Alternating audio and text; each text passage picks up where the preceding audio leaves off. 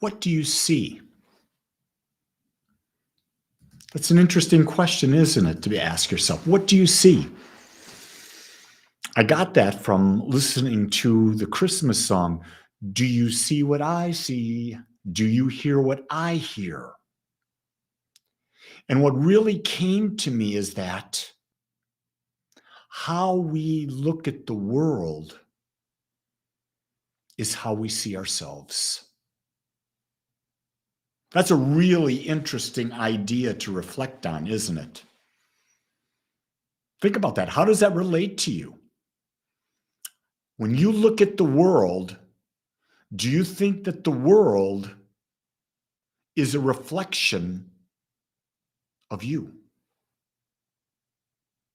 When you look at the world, do you see love?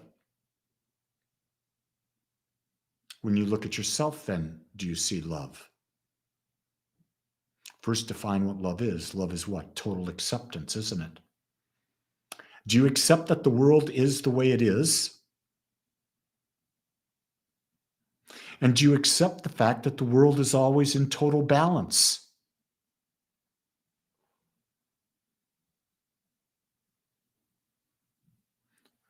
Interesting concept, isn't it? This idea of balance. It's something that we're not taught to look at it. We're not taught that perspective. We're taught a one-sided perspective, either good or bad, happy or sad. But in reality, there's always balance in the world. And what causes us the greatest sense of depression is that we're so attached to this idea of having a one-sided life, and that is absolutely impossible. I know in my life, it's impossible to have a one-sided life. I tried to be happy all the time. Didn't work. It's like sometimes my coffee is hot, sometimes it's cold. There's always balance, though. Think about this. What is your resting heartbeat? And how peaceful is your resting heartbeat? That's a real interesting question. I know my resting heartbeat is anywhere between 58 and 62. But I know other people's resting heart rate is 70, 72, 74. But we don't stay at that resting heart rate very long, do we? All it takes is what? A thought. Boom. It takes a thought. Bam, the heart rate goes different. That's true about our ability to see balance.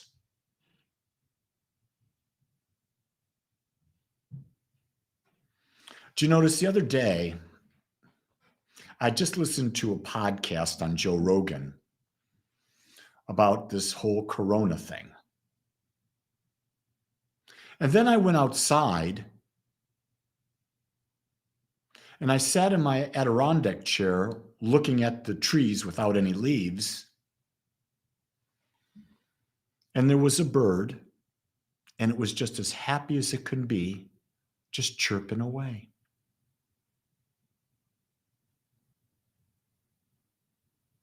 It knew nothing about COVID.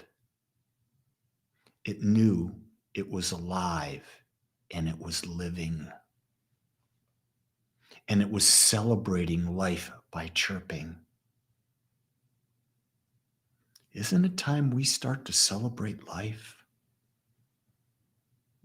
Isn't it time that we start to consciously live and not live on habits?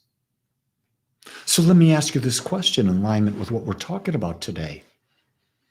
Do you have a habit of how you look at the world?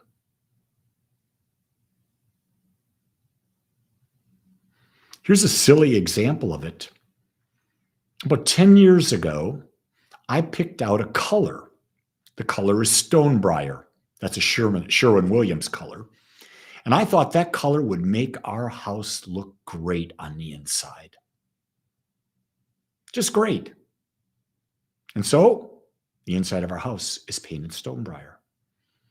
Yesterday, I was doing some touch-up work, and I realized that was a perfect color 10 years ago.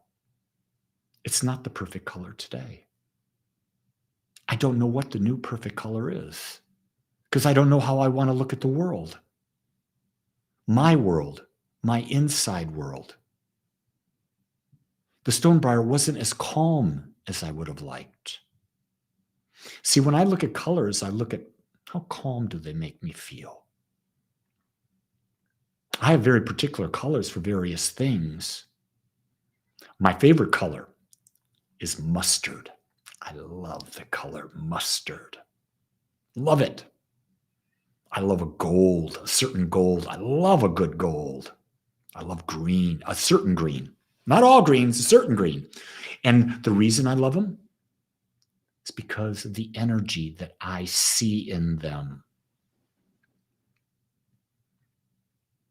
Do you ever think that the clothes you wear, like right now, this beige top doesn't give a lot of energy off. But when I put my sport coat on to do service today, it'll set it off. It's an energy. And that's a real critical thing.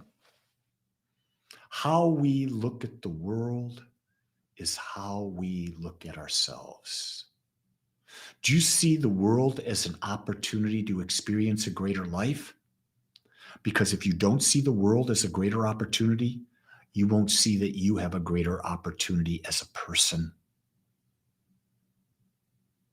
The world outside of you is infinite.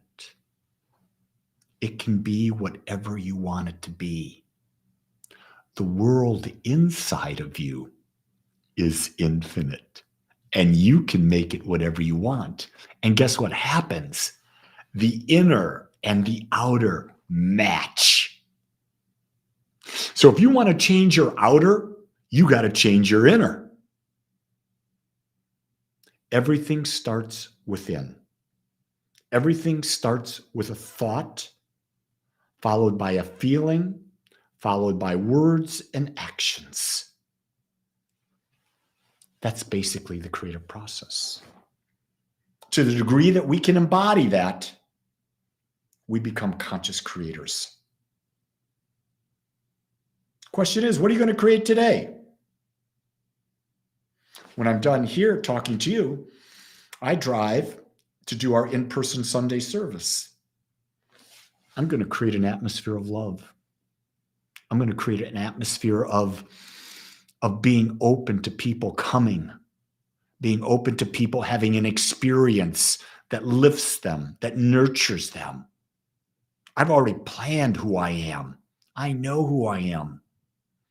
I'll be the person who's there listening with a smile on my face, because I think the world smiles back at me. I don't think the world's angry. I don't think it has a frown. I think we give it the picture we want to give it. So that's all I'm going to say today. At 10:30, I've got a great talk for you on the greatest Christmas present ever. Whether you believe in Christmas or not, doesn't matter. The talk's got a great message in it. So I want to thank you for joining me today. No, Richard, I don't have any thoughts about Zoom links for my Sunday talks. The reason being is it's really, you got to have a lot of equipment, a lot of people. It's technologically very, very challenging. Could be in the future, but at this time, not seeing that happen. But thank you for bringing it up. Hey guys, until tomorrow, create your great day and know that if no one says this to you, I will. I love you and I accept you just like you are because you're perfect. Aloha.